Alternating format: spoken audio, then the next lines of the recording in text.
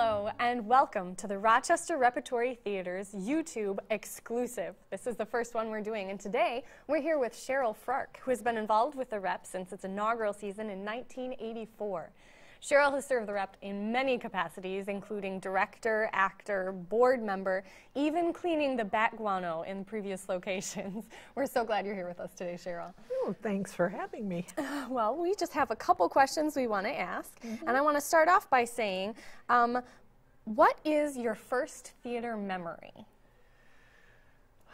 Oh, well, I bribed the neighborhood kids when I was 5 or 6 to be in my plays. And my dad was real supportive of me because he put up a sheet in the basement to have a curtain, you know. And it worked for a while. I had to start bribing them with, you know, like marbles or my mom's cookies or something like that. Having been involved in so many aspects, what is your favorite part of the process? I love the rehearsal process. Yeah. Working with an ensemble, I mean, I like ensemble shows. I like ensemble scripts where there isn't a star or one person, because you know, I know that theater, you can find the biggest egos there. But when you work together and, you know, I bring my ideas out and hopefully the actors feel free enough to bring their ideas out, and we have an amalgamation of you know, a show, and I love watching the show as it grows once it opens, because you have those lives being created at that moment. Yep. And it's so exhilarating to watch it grow. So I enjoy the process. Almost, you know, Tuck Week is kind of a downer because it's, you know, okay, now we have to make up our minds what we're going to do. Actually set it down. Yeah, yeah. So in that vein, what is your dream role to play, or the one show that you have always wanted to direct? The show that from the earliest, I always wanted to be Joan of Arc in George Bernard, but she was a little girl, shorter, and it didn't work, you know. And then for a time I wanted to be Blanche Dubois in, you know, in Streetcar Named Desire. Yeah, and I don't know what it is. You always want to do the things that, it didn't work. Maybe a little bit out of your range. The challenge. I think it's the challenge. You want the challenge. Yes. The one show that now of an age that I am, I really want to be in Whales of August. Okay, and that's one I'm not familiar with. Well, it's about these two women. One is in her 80s and one is in her 90s, and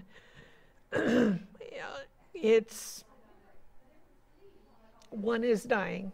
Well, they're both dying, but I mean, one is ill, and they go to their cabin or on Cape Cod and watch the whales come in. They do that every year. Okay. And it's kind of a metaphor for moving on, whether, you know, you die or whether you find that at 80 you are at a new stage in life. You don't just all of a sudden stop, you know, okay, I'm 80, I'm done. But what I would like to direct, oh, and I know the other one I really want to do again is Gertrude Stein and the Companion. I really like Gertrude.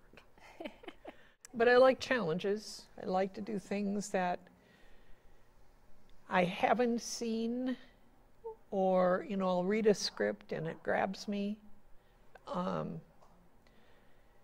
And I know that other people say, well, you should do such and so show because you know, the audiences will like it. Well, It's marketable. yeah. I kind of feel that if I connect with it, You can't be the only one. yeah, I can't be the only one. And if we do it in a way that the ensemble creates it, it will be appealing to an audience. So, yeah. Yeah, I agree.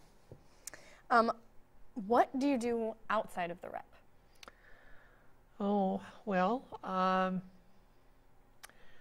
volunteer as a direct patient care with Seasons Hospice. Okay. And I go and sit and talk to people who are in the transitional stage. And it is immensely rewarding. I've met some fantastic people. And I do watercolor, and I do weaving. I've just rediscovered that. Say the scarf. She brought in the scarf this past week, and it was gorgeous. Thank you. You're welcome. And let's see. I like to play with my granddaughter. Yeah, she wants to be an actor too. Well, and she's done a couple too. Oh, right? yeah, So she has. She's Yes, getting she started. has. And I like to read. Never a dull moment. If you had to try to define or describe yourself in a sentence, what do you think that sentence would be? I would hope that people would describe me as a person with integrity, sincerity, honesty, and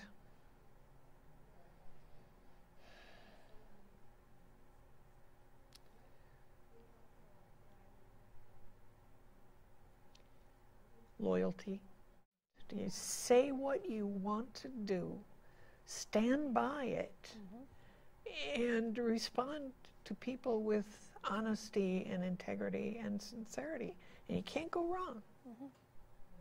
What is the best piece of advice you've ever received? The best piece of advice I've ever received or I've ever given? Give us both. Love what you're doing and do it.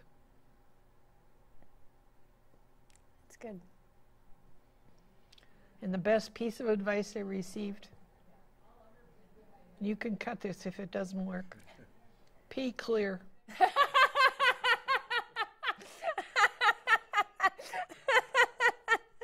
Oh, that's good. All right, the last thing I have for you is what is it about theater that keeps you coming back? I learned so much about myself.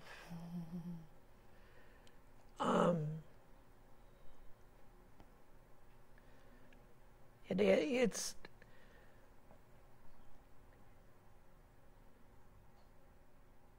I never know enough, because every time I do a show, I discover so much more. And the discovery is most often very exciting. It's refreshing. It's like, you know, all of the pleasant things in life.